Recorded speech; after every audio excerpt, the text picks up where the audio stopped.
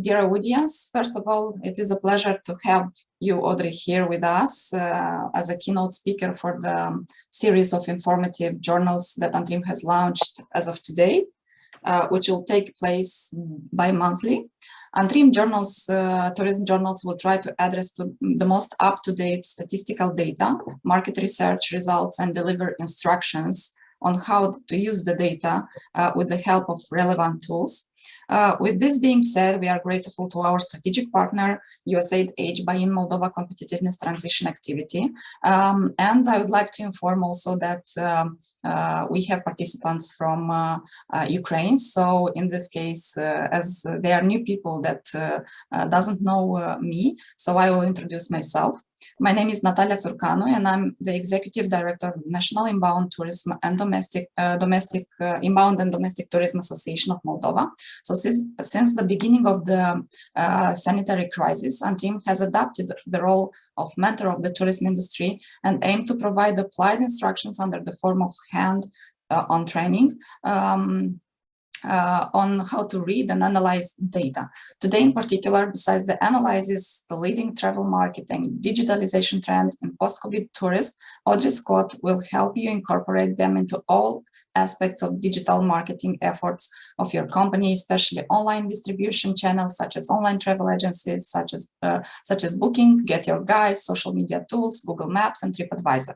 So Audrey is a co-founder of Uncornered Market and has an extensive experience in digital marketing, product development, and sustainability. And this is not the only activity that we'll have together. So Audrey will help us also in product development and to diversify the tourism offer in Moldova. So we encourage you to address any questions you might have in the context of today's topic. And Audrey is without any doubt the right expert, having worked for 10+ years with destinations, travel companies, NGOs to create and market adventure, cultural and sustainable travel experiences. Following each session, in the week after the journal, you will receive a newsletter with highlights of the presentations and with the main ideas of the webinar, as well as the presentation translated in Romanian. When you access the Zoom platform, as I said, in Romanian, you will have translation services from English to Romanian, but accessing the RU button. So you choose Russian and you will have translation in Romanian. I'm inviting Audrey to share the screen, and please, Audrey, the floor is yours now. Thank you so much, Natalia, and thank you everyone for joining today. It's quite an interesting group of tourism businesses, I think municipalities, some attractions. So hopefully everyone can take something away from this. So I will try and share my screen as elegantly as possible. So the regular Zoom question, can everyone see my screen? So as Natalia introduced, today's first topic is looking first at some travel marketing and digitalization trends coming out of the pandemic, as well as looking at some traveler behavior trends. Because as we know, tourism as we know it has changed quite a lot in the last 18 months, but now is an opportunity for all businesses, for all organizations to prepare itself for its gradual return. And as I'll talk about, it's not going to come back immediately, but at the same time, there are signs with different statistics, different studies that show that it is coming back. So as Natalia mentioned, my name is Audrey Scott. I'm co-founder of Uncornered Market. I work as a tourism and marketing advisor. And I'm originally from the United States. You might have guessed that from my accent, but I'm coming to you today from Berlin, Germany. So this is where I've called home for the last 8 years.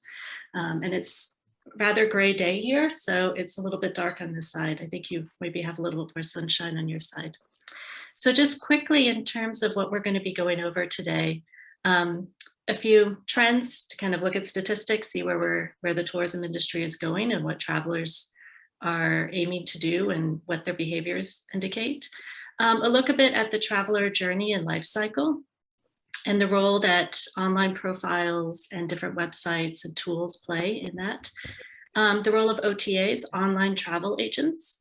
And as I understand from looking at the survey responses, some of you are already signed up for them, some of you are not. We're going to go over advantages, disadvantages, and then best practices for online profiles, because more and more travelers are getting their information and they're booking online. So how you present yourself digitally matters more than ever. And then aligning those profiles with COVID and other trends that we talk about at the beginning.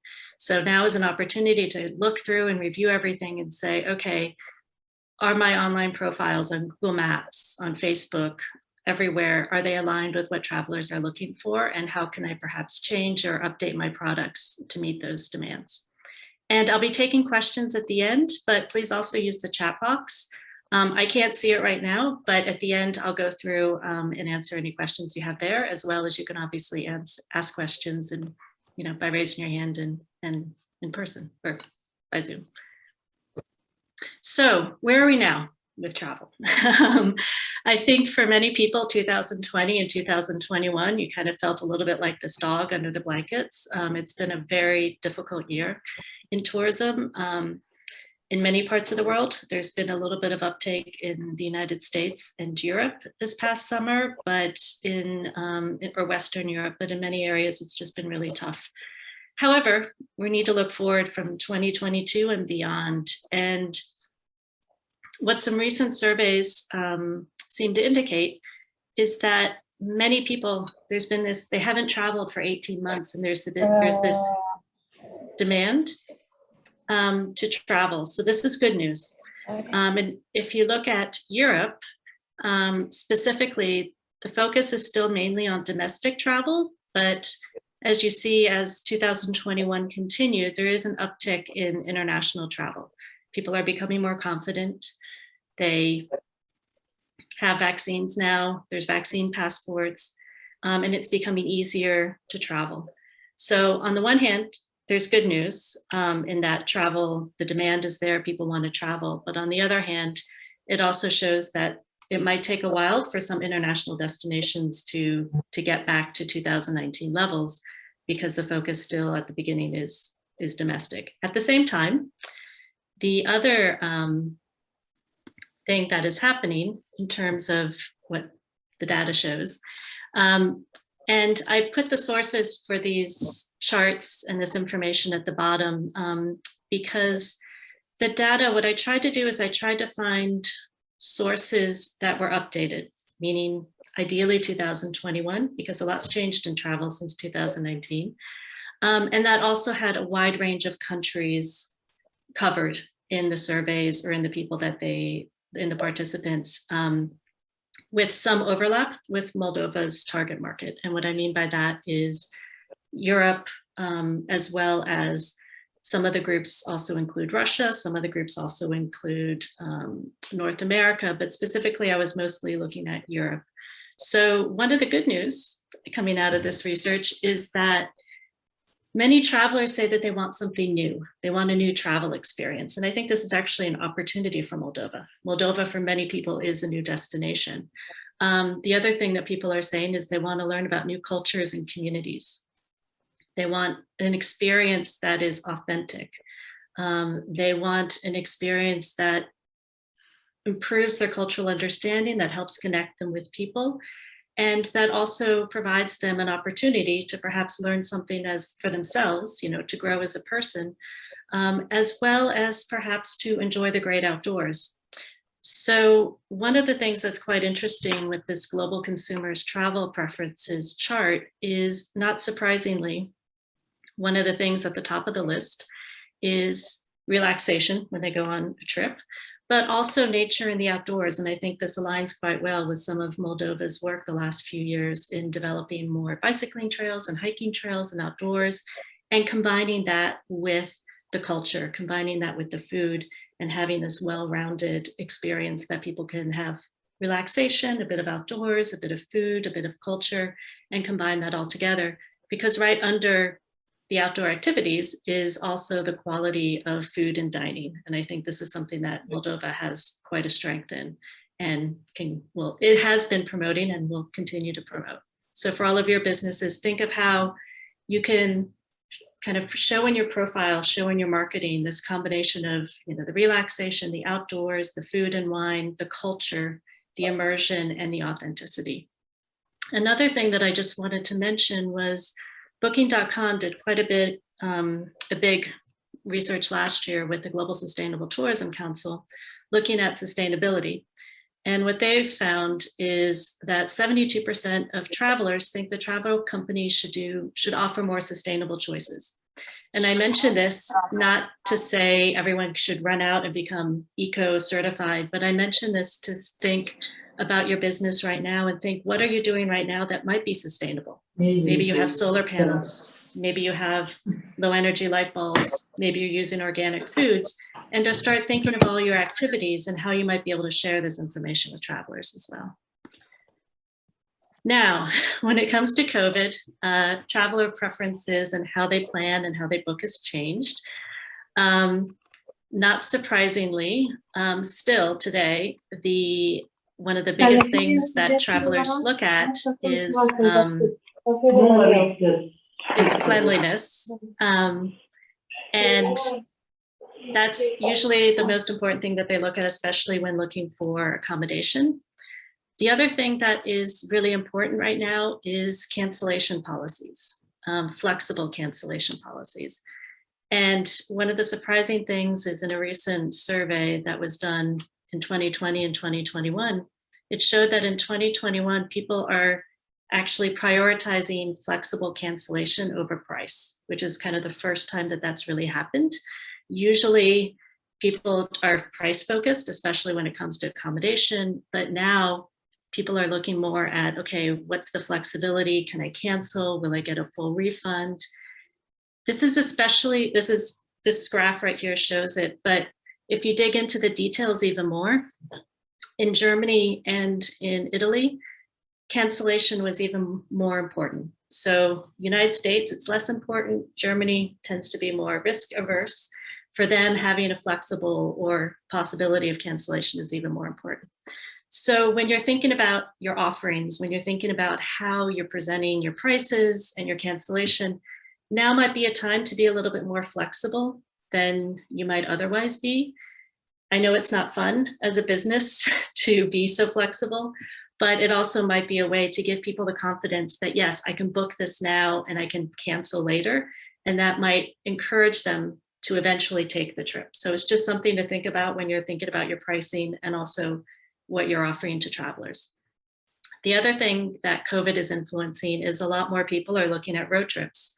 Again, they feel it's more safe, secure, or private tours or small group tours. So if you're able to advertise, if you're a tour operator, small groups or private tours, or perhaps offer kind of self-guided tours where, a traveler has their own car, but at the same time, you provide them all the details in terms of where to go, what to do, and you make all the bookings.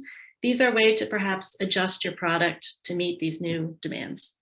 Last minute bookings, that's still the case for a lot of countries. It's beginning to grow, but in general, people are booking between 1 and 3 weeks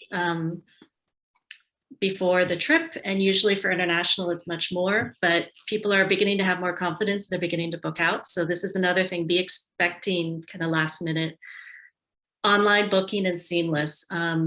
This was the trend before the pandemic, and it has increased significantly since the pandemic, not only because people want to have that confidence that they have something that's booked, it's secure, but they also want to make sure that they have that spot. Like a lot of attractions are limiting the number of people, so they have to book online. And they also want to organize everything in advance as opposed to doing everything last minute. I think spontaneity was more a pre-pandemic thing. Now people want to make sure, okay, I'm staying in this place, I'm doing this thing, it's booked, it's secure, I want to book it online. And the other thing, and we're going to get back to this later on, is the idea of reviews and user-generated content is also growing in importance. People trust people. We're going to talk about this later on. But as you think about your profiles or perhaps the relationships that you have with your guests, maybe now is a time to ask some previous guests that you still have a relationship with to leave a profile or to leave a review on Google Maps or TripAdvisor, because people are looking at this more and more in terms of building confidence for that company, but also to have the trust that, yeah, this is a place that is safe, I want to go to, and I have all these options for great experiences. Now, in terms of digitalization, I've mentioned instant online booking and cancellations. And the reason why I say that is people want to be able to organize everything in advance. And when I talk about it being seamless or contactless, they want to make sure that when they have everything, they've booked it on their app or they've booked it online, that when they show up, they don't need to they don't need to have extra forms. They don't need to have extra things they have to touch. And so now this is one of the reasons why QR codes have become quite popular, is because people want to just kind of put their phone up to a QR code and get all the information they need. Maybe it's the menu, maybe it's the options they have for the spa, without having to kind of touch things. And it might be a little extreme, but this is kind of the trends where people are going to. The one thing that's quite interesting, there's actually a report from Euromonitor that was released yesterday with World Travel Market that's happening in London right now. And I got a copy yesterday afternoon. And one of the things that they focused on there was how, when it comes to online sales and digitalization and travel, mobile is what's really taking off. So I don't know if you can read the charts as clearly, but if you look at 2021, basically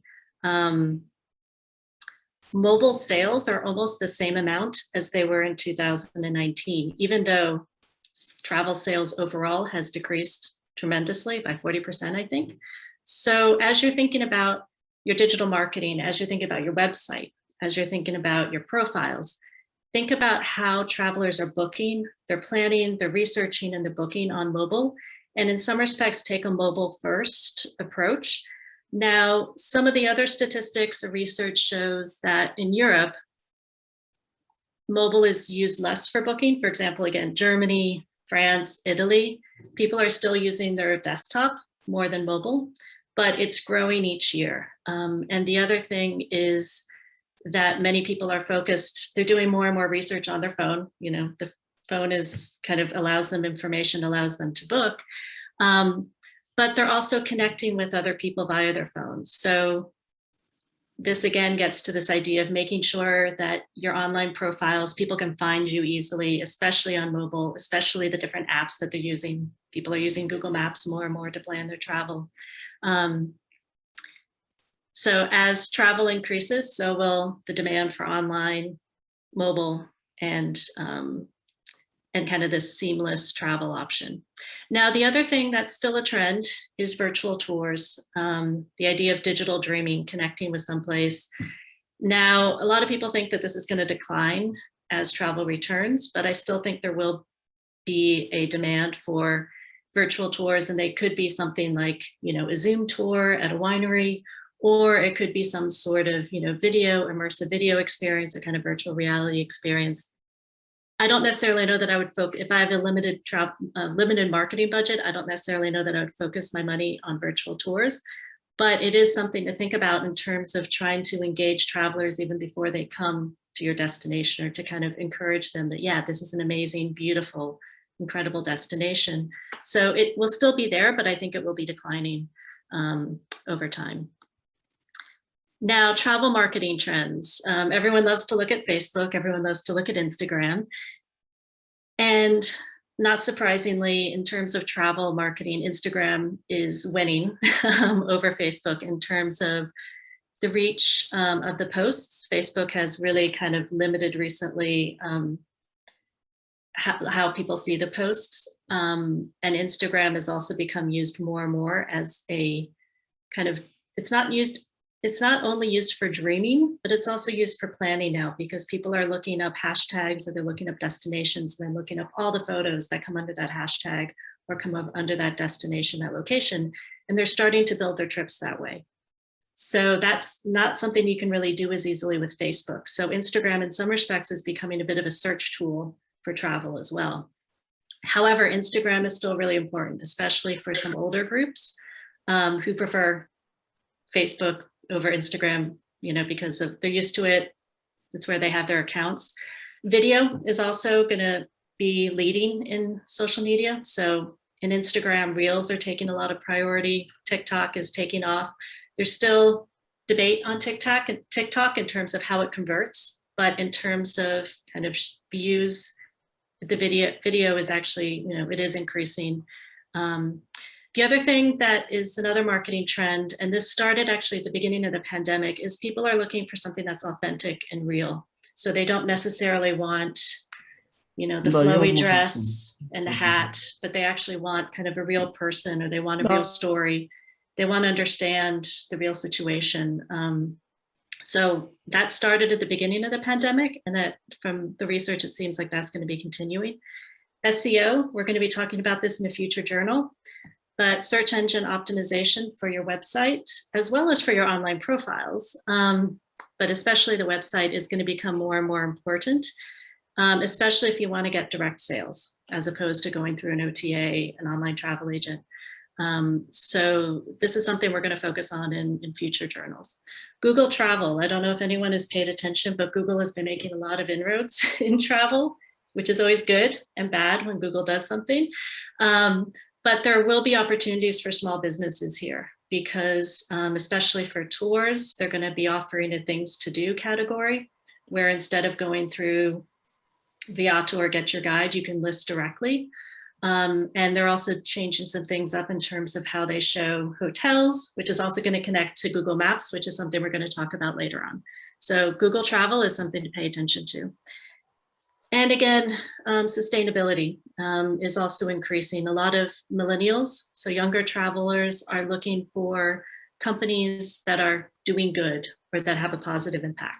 So again, this is something to think about in terms of doing an audit, of your own practices, to say, what is it that we're doing already that we can show better, perhaps communicate better, but then also what other steps can we take to have a lower impact on the environment, to focus more in the community, because more and more travelers are demanding this.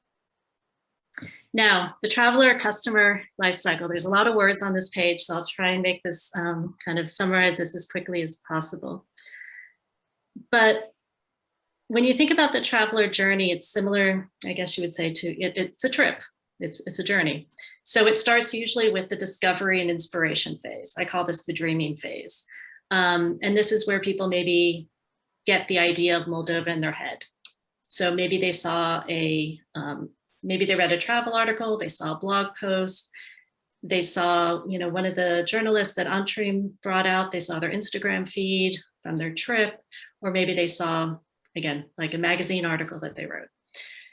So traditional kind of press and blog posts play a role, social media plays a role, TV, videos, movies. Movie tourism has become quite big, where if someone sees something in a movie and then they like, oh, I really want to go there. Game of Thrones was a big one. And then also more and more online travel agents are playing a role here, because someone will go to Get Your Guide or TripAdvisor and say Moldova, and then all of a sudden all these options will come. And then of course, recommendations from family and friends. All the research shows that even after all the influencer marketing, even after everything, social media, algorithms, people still trust their friends and family most. So if someone has a great experience, they're going to share it with their friends and family, and that just inspires a new trip, a new type of dreaming. Then there's the planning stage. So someone gets an idea in their head of where they want to go, and then they go on to Google, or maybe they go onto Instagram and type in a destination. And that's when they start planning what they want to do. What are all the things that what are all the experiences that I can have there? And so this starts kind of going from this big picture of a country to like, here's what I can do in the time that I'm there. So this is where TripAdvisor plays a big role. Google Maps is playing a bigger role. Travel articles, blog posts, recommendations from family and friends, as well as destination websites. Moldova.travel has recently relaunched, and it has a comprehensive list of all different things you can do. So if someone has Moldova in their head, they go to search on Google, they end up on that site, they're going to get a lot of ideas on how to plan their trip. Next is the booking phase, which is kind of what we're talking about most in this webinar. And that is when people are deciding, this is what I'm going to do, and they're booking online. Most of the time they're booking online these days. Or they're picking up the phone and calling, or they're sending an email. And again, this is where online travel agents play a big role, because they show the comparison, they show all the different prices, they show all the different options. Same with TripAdvisor, Google Maps, more and more. I know for myself, I'm a big traveler as well. More when I travel, I tend to pick up my phone, go Google Maps and say, okay, here's the area I want to go to. What are the hotels in that area? What are the restaurants in that area? So people are beginning to use Google Maps more for booking. And then company websites and social media. And that's also really important for capturing direct bookings. And with this is where search engine optimization plays a big role, but it's also where how you present and kind of grab people and engage with them from the beginning plays a role in terms of them booking with you. And then blogs and articles. And the reason why I added this is because more and more blog posts have affiliate links where people can book the same hotel, or they can book the same experience. And with my company, I have a consultancy, but I also have a travel blog. And I noticed from the travel blog, people are booking more and more through blogs. So they're using that for their booking as well. Then you have the traveler who's in the experience, they're in the destination. And the goal there is that they are sharing their trip on social media. So again, they're inspiring the next group of travelers. But often they're also, even if they've booked things in advance, they're still using their phone and the apps and Google Maps to find new things and to plan new things.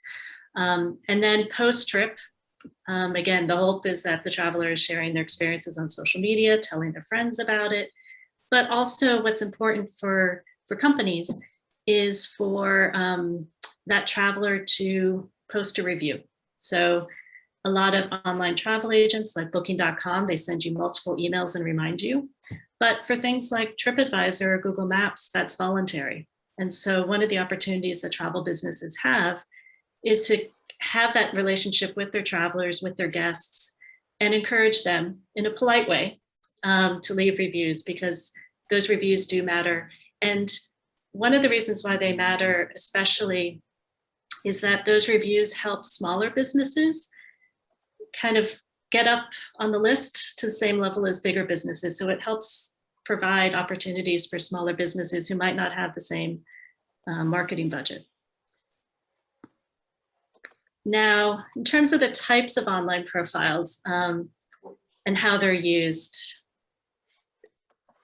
in general, there's a few different types. So there's the company website, which is your own website. You own it. It's your platform. You can do whatever you want with it. Then it's social media profiles.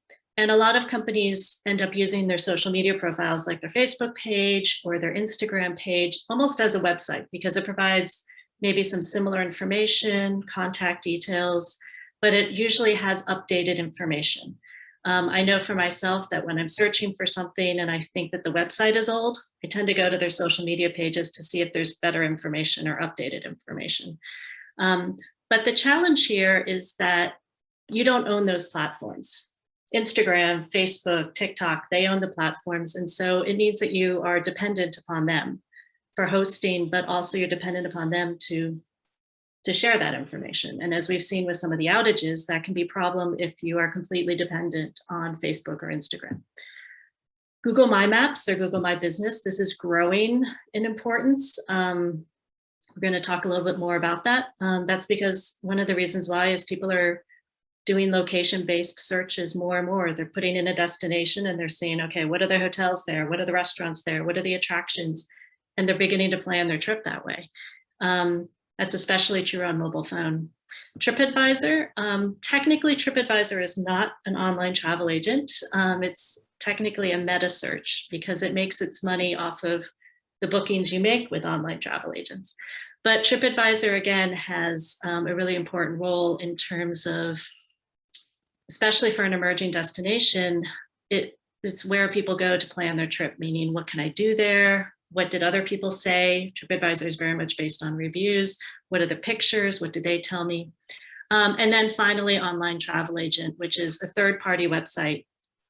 And it basically has an inventory of hotels, of tours, of transport, flights, whatever it's offering, and you book through that website.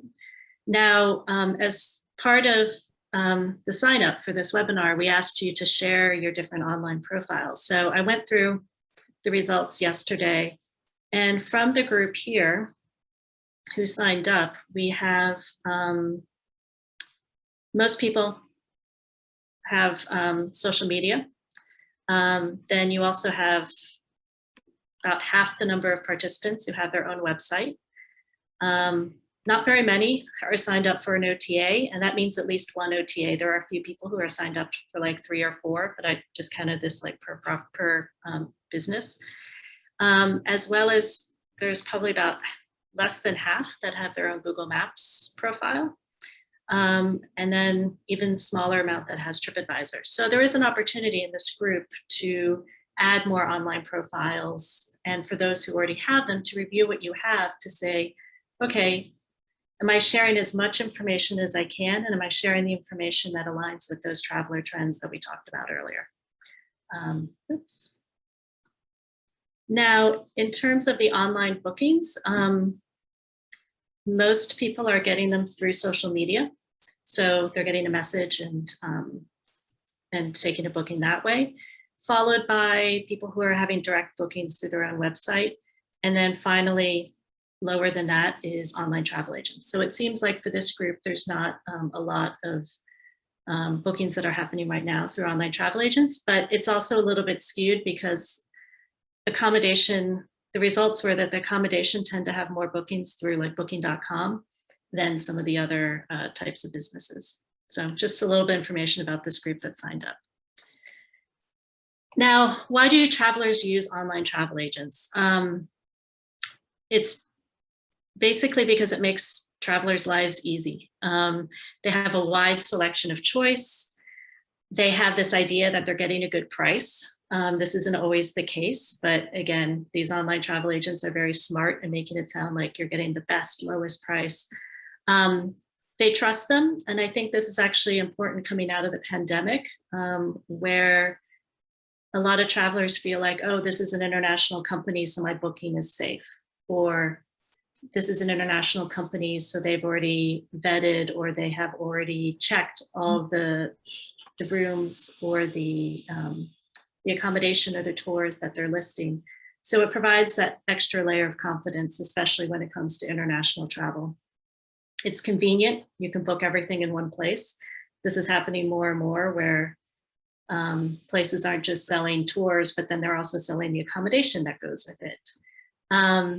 And then reviews. Again, one of the things with online travel agents is that the reviews are only from people who've actually booked that tour, meaning they're not from random people.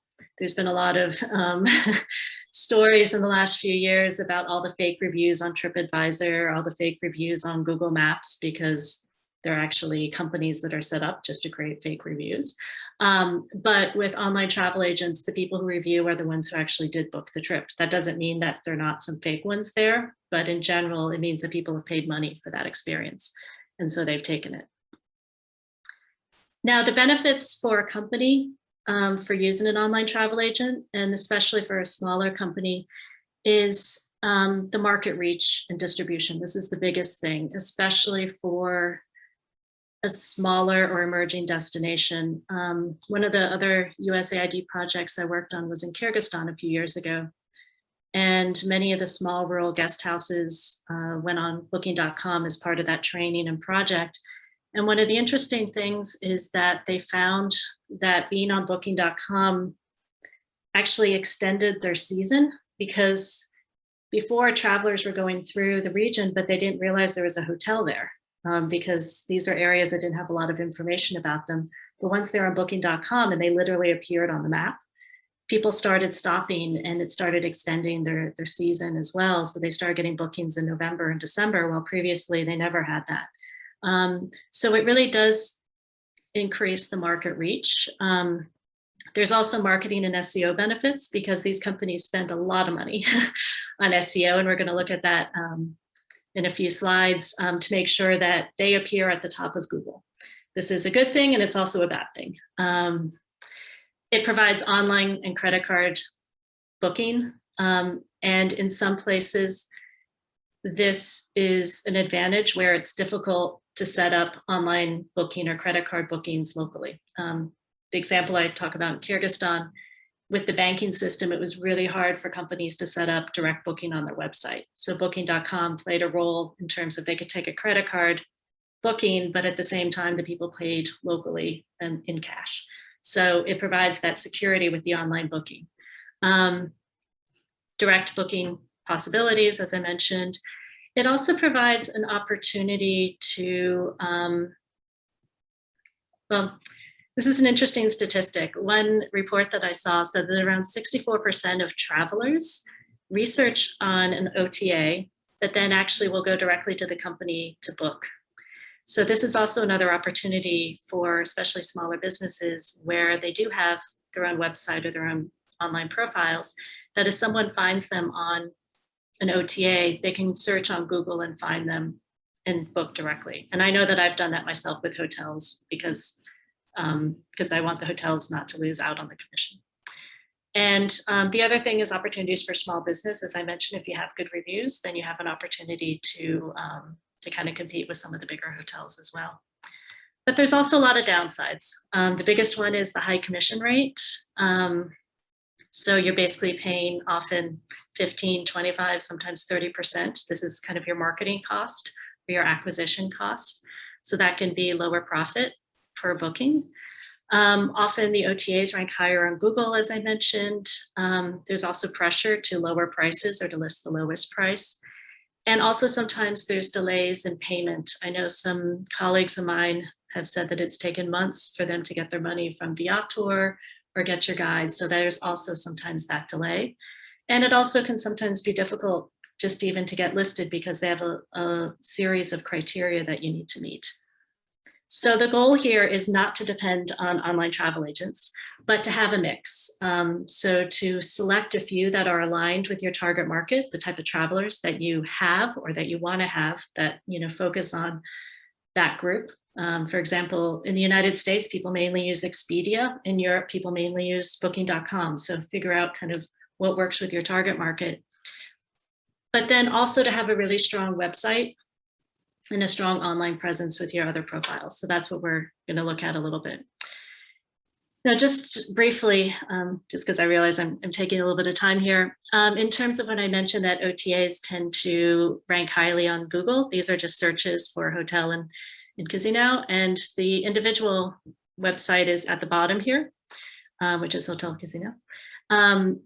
Now, when it comes to Wine Tour Moldova, Wine Tours Moldova actually is at the top of the list, so congratulations there in terms of SEO. But the next two on the list are TripAdvisor and Viator. So these OTAs do a very good job in terms of getting at the top of search results.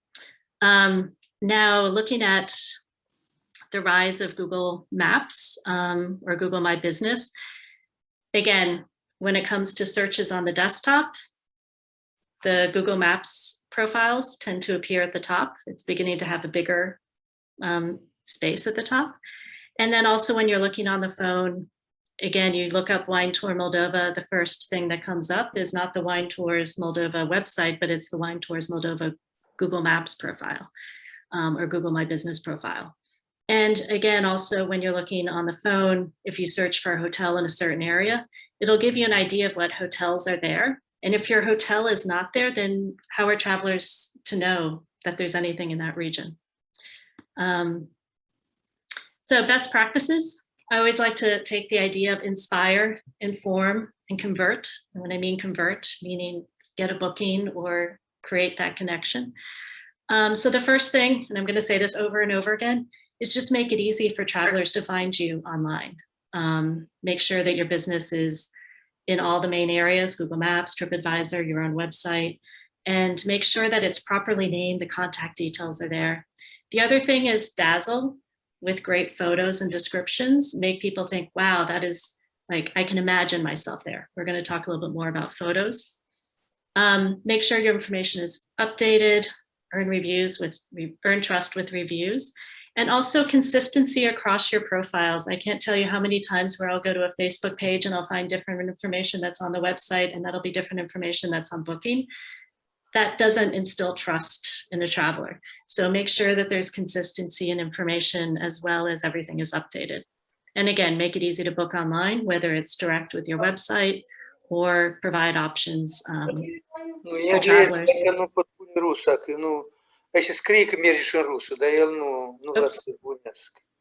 Sorry.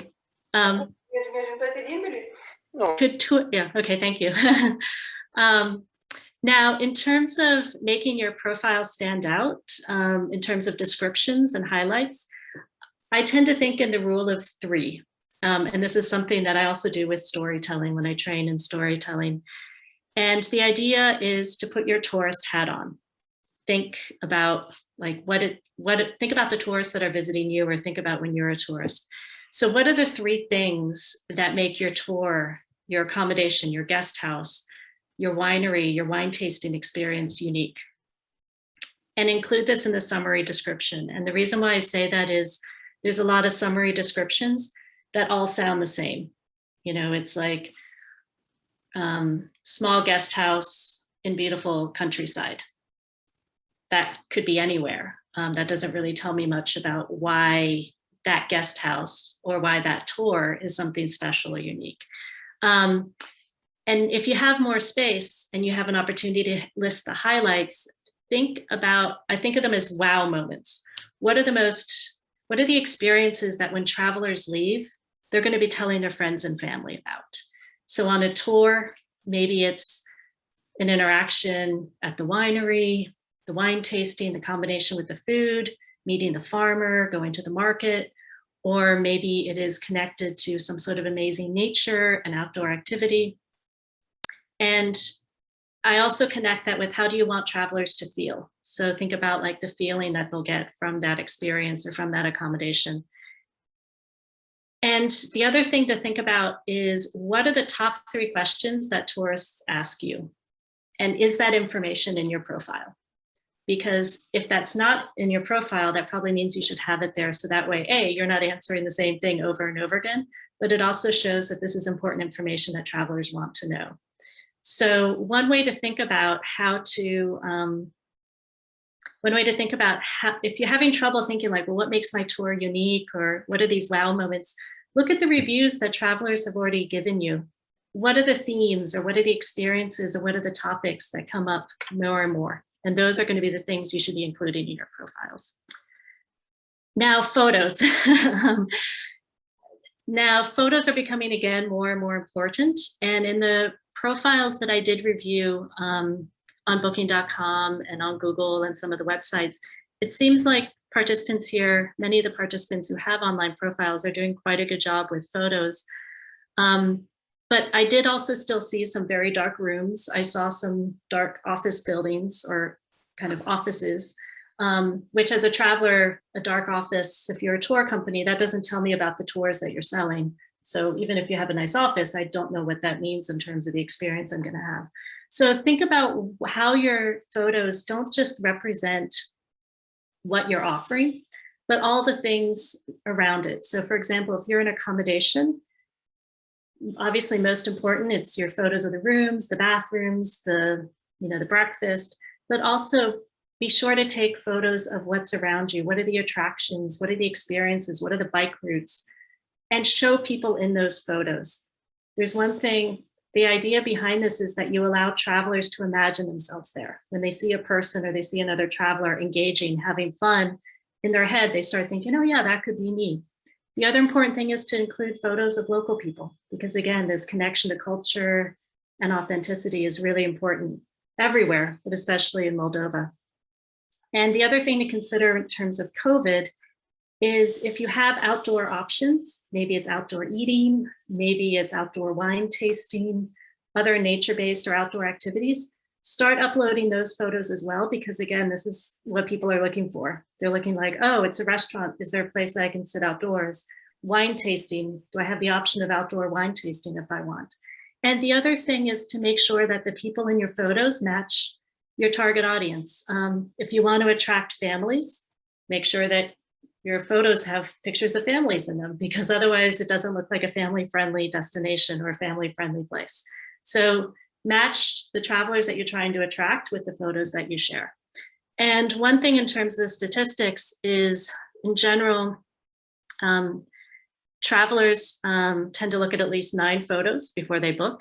And photos have become more important with the pandemic because, again, it's instilling trust and confidence. Reviews, I've talked a little bit about this, but again, people trust people.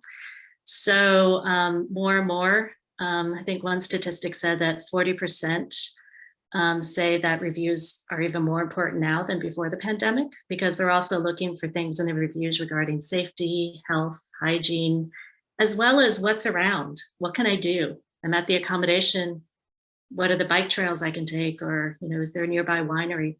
So reviews are important. And I think this is an opportunity, given the hospitality in Moldova, to connect with your visitors and ask them to write a review. And you can also make it very easy. Add a little QR code, you know, at your checkout desk or something like that, that goes directly to your TripAdvisor profile or your Google Maps profile. And just ask people, you know, if you had a good experience, please consider leaving a review, because it helps a small business like mine. It helps us grow. And ask once or twice, but don't keep asking. And the reason why I say that is a friend of mine recently was in Kiev, in Ukraine, for a project, and it was a small hotel that was just getting started, and they were harassing him with WhatsApp messages saying, "Where's, you know, when are you going to write the Google Maps review?" So ask once, maybe twice, but also understand that for travelers, they're on vacation. And if you end up asking too many times, then it turns into maybe something negative as well. But they are very important. And I think travelers understand. If they understand it's important, then they'll take the time to write a review. So a checklist for COVID in terms of your online reviews. Again, highlight your cleaning, hygiene, and safety protocols. I know that ANTRIM has worked with WTTC for the Safe Travel Certificate.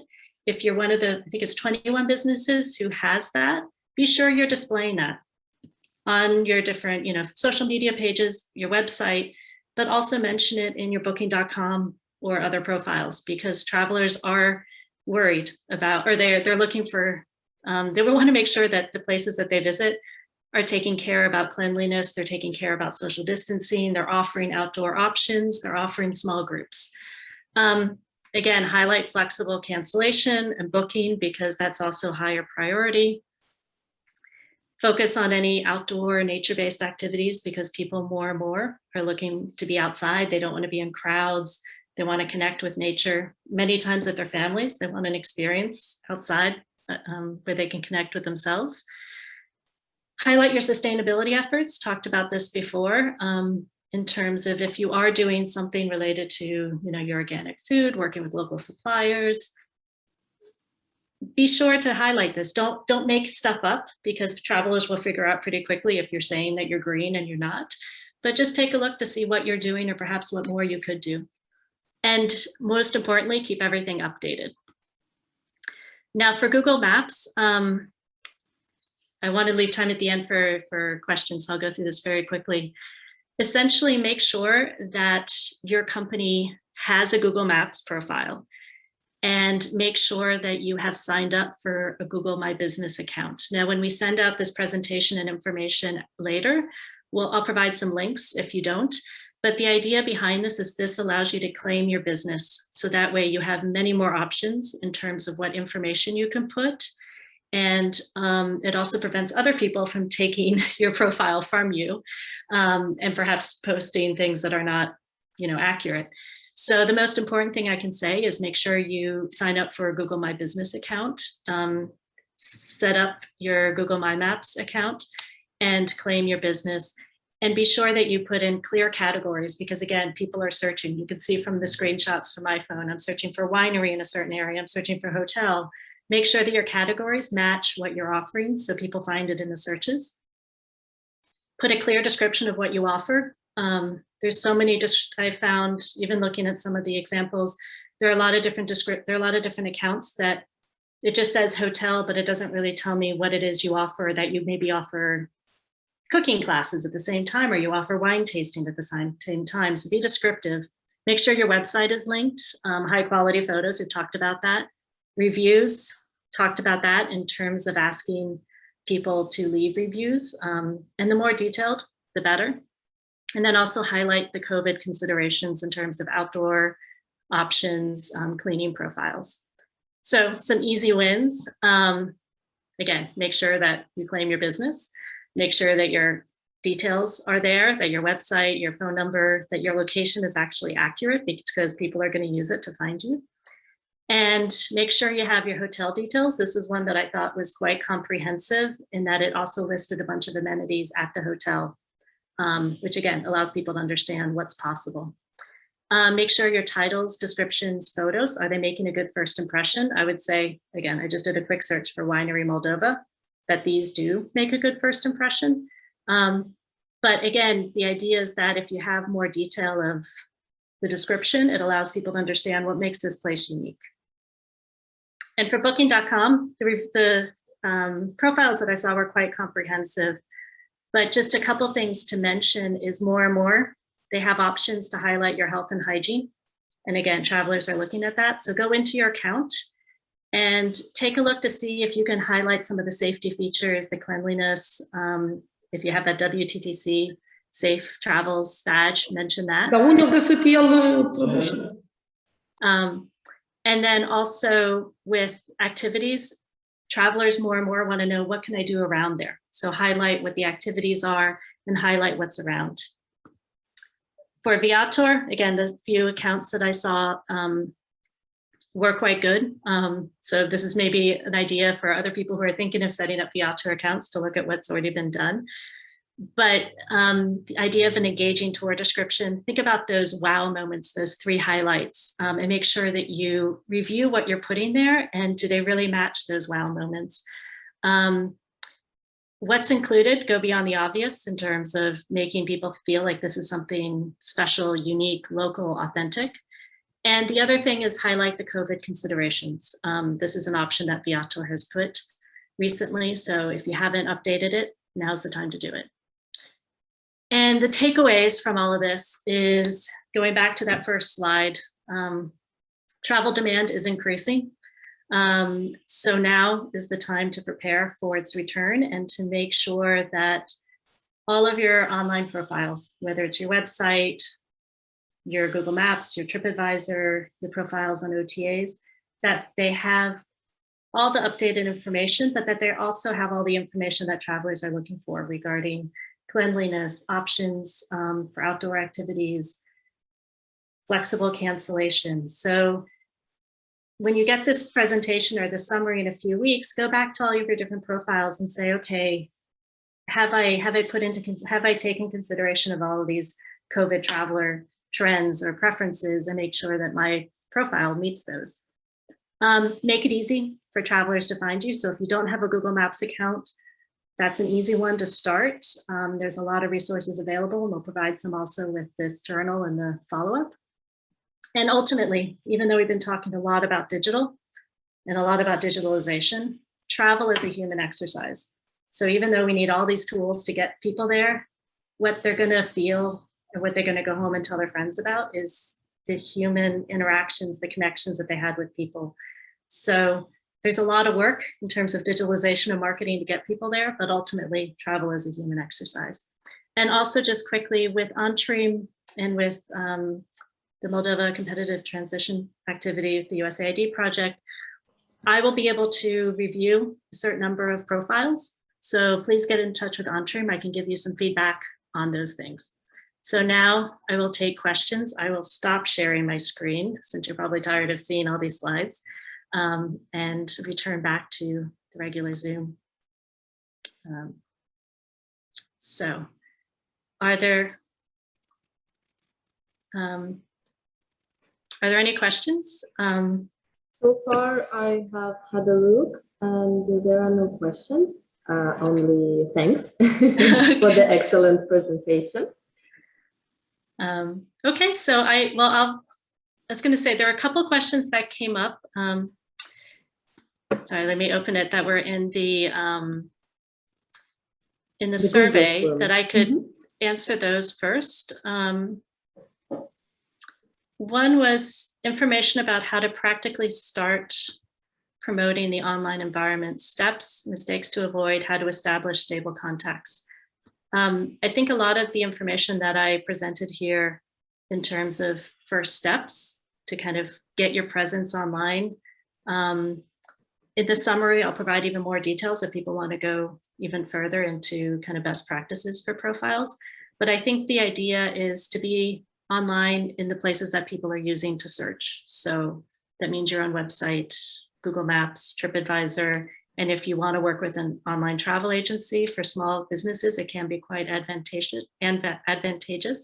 The other thing that I was going to mention is when someone gets in touch with you, a traveler gets in touch with you, make sure you respond immediately. There was a survey, I think by Expedia, that said that travelers are expecting or hoping for accommodation to communicate with them in advance, and that also instills trust. And that also provides an opportunity to perhaps tell even more about the area, the region, and maybe sell something new, like another tour or something else. So, another question we had in the survey was related to the chatbot, if it is efficient or not. That was a good question. And I have to admit, I go both sides because chatbots can be very effective, but I think they're most effective for big companies. So if you're a small company, I would say use your resources. Again, for these other profiles, especially your website, and we're going to be talking in a future journal about search engine optimization and improving websites. But use those marketing resources instead of a chat box is just to make sure that you respond to every single Instagram message, every single Facebook message, every single thing that comes in on email. And I know this sounds really obvious, but I can't tell you how many times as a traveler, I've reached out to companies asking for information and it has been silence. So chat boxes are useful, but more important is just to make sure that when someone does ask a question, you respond immediately, and also make it easy to ask a question. So if you're on a website, don't make someone click 5 times to find the contact form. Either have something immediately on the homepage or make it very easy to send a message and to get in touch. Or a WhatsApp number or other types of numbers are also quite useful.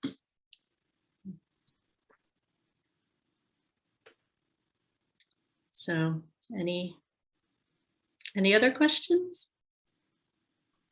Some of the participants are asking when they will receive the consultancy on their distribution channels. Mm-hmm. So hopefully within the next week.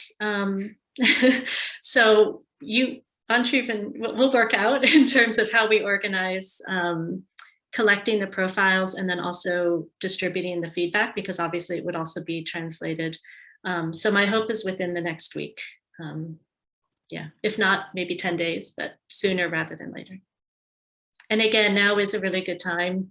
Winter is coming, things are slow, to just look at everything with fresh eyes, and especially connected with these kind of COVID traveler trends, because sadly, the pandemic isn't over. Hopefully it's getting better, but we still have to keep these things into consideration. I would have a question. Yes. So I was wondering about the source or the geographical scope of some of the statistics.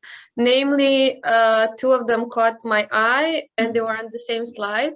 It was the one about how 3 in 5 travelers would be willing to pay more to have a sustainable travel option. Mm-hmm. I'm based on observation and my personal experience, I doubt that would be the case in Moldova.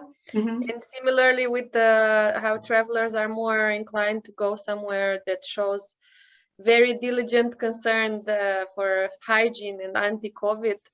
I hate to say it, but I think there's not so much preoccupation here with that. More to the opposite, I think people will even flee to wherever they can take a break from all this hyper concern. So I was wondering if those statistics are relevant to the Moldovan context.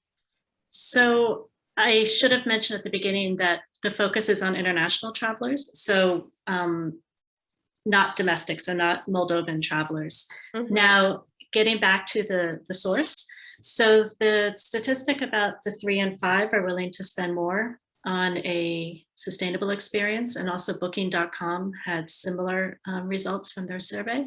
The first one was an Expedia survey that was with, I think it was 12,000 participants spread out over 8 markets. And I can look exactly, but it was Germany, so United States, Germany, France. Okay. And so it did include some European markets, which are relevant for, sorry, let me just look exactly. So Germany, Japan, United States, Canada, United Kingdom. So that was the first one, and that was, I think, 12,000. And the booking.com was 29,000 travelers across 30 countries. So that included basically a wide scope around the world from North America, Europe. So it's impossible to have exactly just 1 or 2 countries. But your point is very well taken. And this is actually, so I do a lot of work in sustainable tourism, and it's what they call a gap, where people say in surveys that they want to spend more or that they will spend more. But then if you actually look at some of the data later on, they don't. And right now it seems that that gap is closing. But Google is doing something quite interesting right now. They're putting sustainability information on their hotel searches. And so soon we'll be able to have actually more data to say, okay, are travelers really spending more money for more sustainable hotels, or are they spending more, or are they choosing, not even spending more, but are they choosing more sustainable hotels? But yeah, I understand. I bring that up because especially for, I think, Western European travelers, and especially younger travelers, it's becoming a bigger thing. And what was interesting in the booking.com survey was that the areas that were most kind of passionate about sustainability were actually Southeast Asia. And maybe it's because they're seeing the results of climate change more personally. Yeah. Thank you. Now it clicks actually that it's international travelers. I had my mind focused on domestics because it's most of what we get. Yeah. And it wasn't so much the case, but yeah, now it's clear. Yeah. Thank you so much. But if you're thinking about international travelers, these are things to think about. Great. Thank you. Thanks for your question. If there is anyone else who wants to ask some questions or address some issues maybe that they are facing in the context of the subject that was presented today, please feel free to address.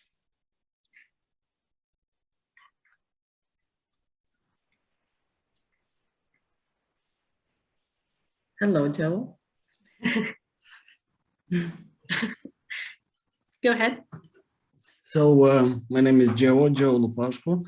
I'm a founder of a micro winery. And in confirmation to your presentation of today, I was trying just now to search for some emails from Google, and they are confirming that a lot of people are finding us, the providers, through Google Maps.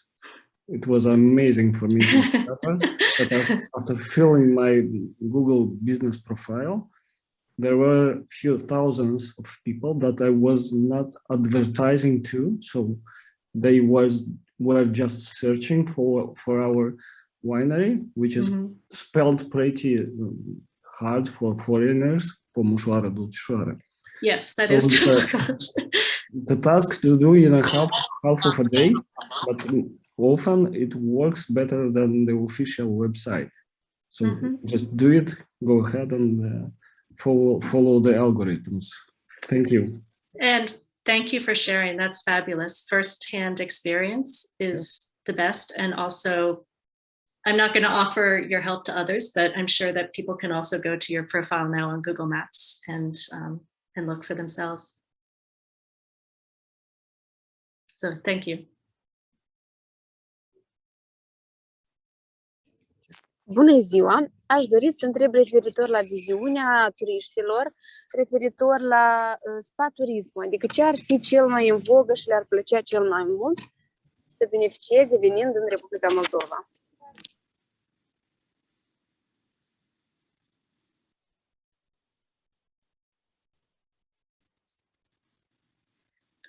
So I missed the very first part of the question. If it's possible to repeat, I got the second part, but I missed the first part because I didn't switch languages quickly enough. Pentru turiști, ce le-ar fi cel mai interesant ca să beneficieze, de exemplu, spa turism? Ce i-ar capta în Republica Moldova?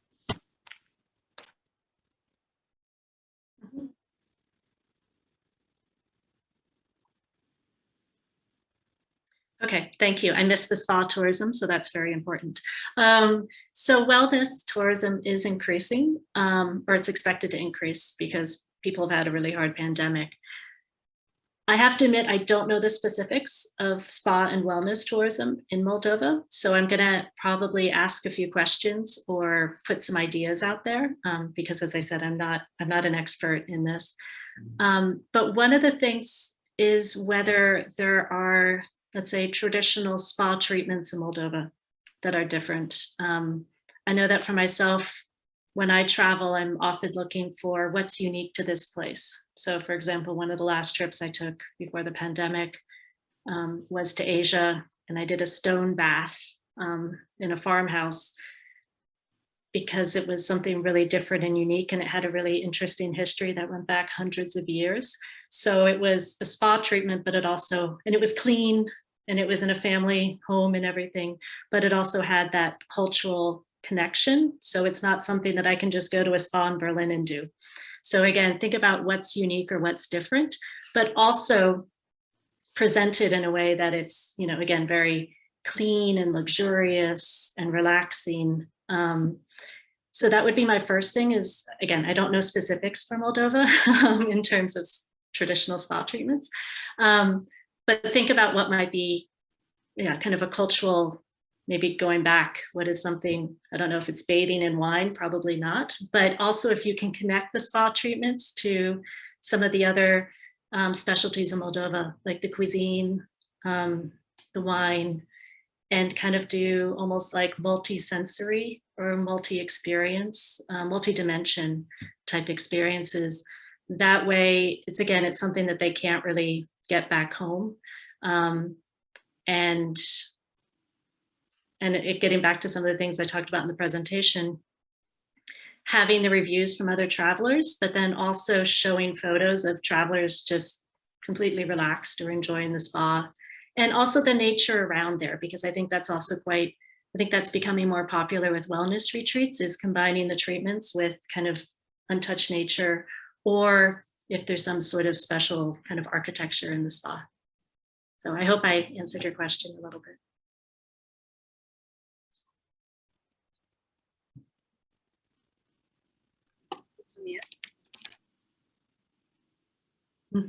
Thank you. We are slowly approaching actually the end of the session. Yeah. So the main thing that is remaining is to bring gratitude for your time, for your expertise, and for your patience in analyzing all of the surveys that we've gathered on behalf of the tourism industry from Moldova.